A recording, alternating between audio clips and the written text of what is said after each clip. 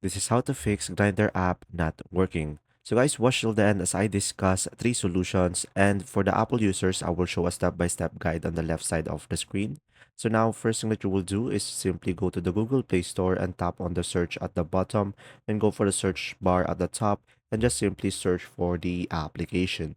And now, after that, guys, just simply go ahead and tap on the app and make sure you have the latest version, and when there is an update, instead of open, you should be able to see here update. And another thing is just simply tap on the three dots on the top right and make sure to enable the auto update. Now, for the second solution is just simply go back to the home screen and go to your settings into your device, and now just simply scroll down and go for the apps, and after that just simply try to find the grinder over here. And now once you have find it, just simply tap on it and go for the storage and tap on a clear cache, and from there when you open the app you should be able to fix it.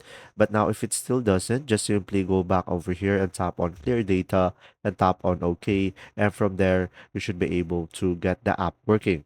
Now for the third solution, guys, is just simply go back on the top left corner and just simply tap on uninstall down below and tap on OK, and after that just simply go to the Google Play Store and just simply install it back again into your device, and from there you should be able to fix the issue. There you go, see ya.